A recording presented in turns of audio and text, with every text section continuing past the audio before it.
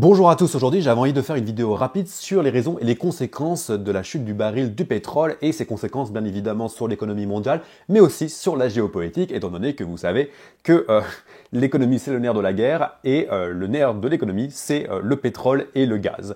Mais avant de commencer, je m'appelle Joseph Roche, je suis correspondant en Ukraine, mais sur cette chaîne je parle de politique et de géopolitique, donc si ça vous intéresse, je vous invite à vous abonner. Aussi, je vais essayer de faire des vidéos un peu plus courtes, mais dites-moi dans les commentaires si vous aimez des vidéos longues, parce que parfois je parle 20 minutes parce que je me perds complètement dans mes pensées, ou si vous voulez quelque chose d'un peu plus court. Mais sans plus tarder, commençons la vidéo. Alors tout d'abord, il est intéressant de prendre en compte que en 2022, on a fait face à une explosion du prix du baril de pétrole. C'était lié à deux raisons principales. Tout d'abord, la reprise économique post-Covid avec une offre qui a explosé alors que la demande n'a pas vraiment suivi et du coup ça a eu un impact direct sur les prix, et aussi tout simplement la guerre en Ukraine, étant donné que la Russie est le deuxième plus grand exporteur de pétrole et de gaz du monde. Le fait que la Russie commence une guerre et le fait qu'il y ait d'un côté l'imprévisibilité liée à la guerre mais aussi toutes les sanctions européennes, ça fait exploser le prix du baril du pétrole et on est monté à 120 $ si je me rappelle bien. Mais depuis, on fait face à une dégringolade du prix du pétrole et qui plus est, encore plus depuis l'arrivée de Donald Trump à la Maison Blanche, et le prix du baril du pétrole n'a jamais été aussi bas. Actuellement, le prix du baril du pétrole est en dessous de 70 $, autour de 63 € si je me rappelle bien, et c'est la première fois en 4 ans que c'est vraiment aussi bas. Et il y a plusieurs raisons à ça. La première, c'est l'annonce de Donald Trump de mettre des tarifs à l'ensemble du monde, à la Chine, à l'Europe, etc., etc. Et du coup, ça a eu un effet de ralentir l'économie, étant donné qu'on est face à une période d'imprévisibilité totale. On ne sait pas si oui ou non on va commencer à pouvoir faire des investissements. Par conséquent, l'économie ralentit. Si l'économie ralentit, on a besoin de moins de pétrole. Si le pétrole diminue, il y a moins de demande, mais il y a toujours la même offre. Et par conséquent, les prix chutent complètement. La deuxième raison, c'est beaucoup plus lié à une forme de dissension au sein de l'OPEP. Donc l'OPEP, c'est un peu le cartel des pays producteurs de pétrole dans lequel on retrouve l'Arabie Saoudite, le Qatar, les Émirats Arabes Unis, la Russie, etc., etc. Et en fait, pendant très longtemps, ces pays se sont vraiment mis d'accord sur le nombre de barils qu'il fallait forer par an pour les mettre dans l'économie mondiale. Et la logique derrière ça était assez simple, c'est de dire on va forer un nombre défini de barils de pétrole pour pouvoir contrôler les prix, parce que plus on va forer, plus ça va faire baisser le prix du pétrole, mais par contre, si on fore suffisamment, on va pouvoir vraiment maximiser au maximum notre profit. Et c'était ça la logique du cartel, sauf qu'on fait face à des dissensions avec des pays qui ont commencé à forer beaucoup plus que d'autres pays, comme par exemple le Kazakhstan qui a foré énormément par rapport à des pays comme l'Arabie Saoudite, et des pays comme l'Arabie Saoudite n'ont pas du tout apprécié le fait que des pays ne respectent pas, entre guillemets, les règles de l'OPEP, et aussi ont commencé à forer en amont, parce que le but c'est de ne pas se faire voler des parts de marché. Du coup, tout le monde a commencé à forer. Plus de pétrole dans le marché mondial, les prix, encore une fois, diminuent. La troisième raison est beaucoup plus liée à des raisons géopolitiques.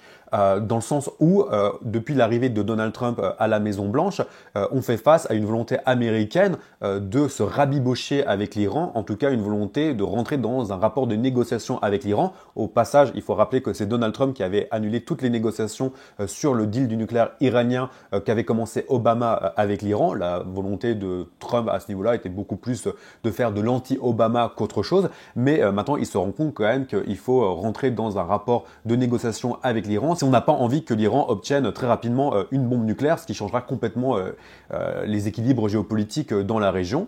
Et en plus, c'est vraiment poussé par l'Arabie Saoudite qui ne veut en aucun cas voir l'Iran avec l'arme nucléaire. Quoi qu'il en soit, le fait que Donald Trump ait annoncé une volonté de rentrer dans des négociations avec l'Iran a retiré énormément d'imprévisibilité sur justement le marché iranien, parce qu'il est important de préciser que le marché iranien, notamment de pétrole, étant donné que l'Iran est un grand producteur de pétrole et sous sanctions depuis 1979 et encore plus depuis des sanctions qui se sont cumulées depuis 1979, et par conséquent le fait de peut-être potentiellement voir l'Iran se rapprocher des États-Unis, ce qui aura comme conséquence peut-être potentiellement une levée des sanctions, ce qui aura peut-être potentiellement un impact assez important sur le marché du pétrole, étant donné que ça ferait rentrer sur le marché du pétrole un énorme pays producteur, et par conséquent plus de liquidités de pétrole mène encore une fois à plus de pétrole de manière générale, et par conséquent une baisse des prix.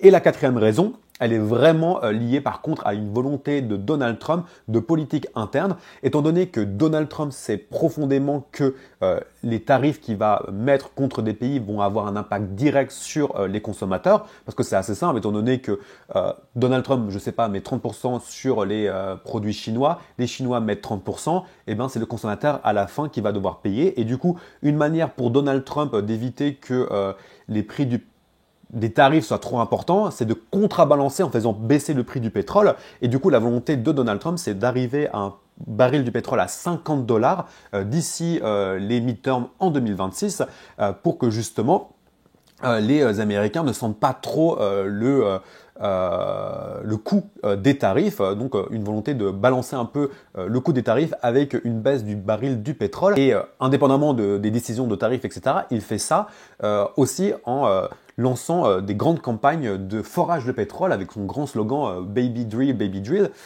qui, grosso modo, parce qu'il faut rappeler que l'Amérique est le plus grand producteur de gaz et de pétrole au monde. Et du coup, la volonté de Donald Trump, c'est de forer au maximum le gaz de schiste américain pour, encore une fois, inonder le marché avec du pétrole et faire baisser de manière automatique le prix du baril du pétrole. Et du coup, c'est vraiment une volonté de Donald Trump. Donc, toutes ces raisons expliquent la baisse du prix du baril du pétrole de manière historique. Ça fait 4 ans qu'on n'a pas eu un prix du baril de pétrole aussi bas.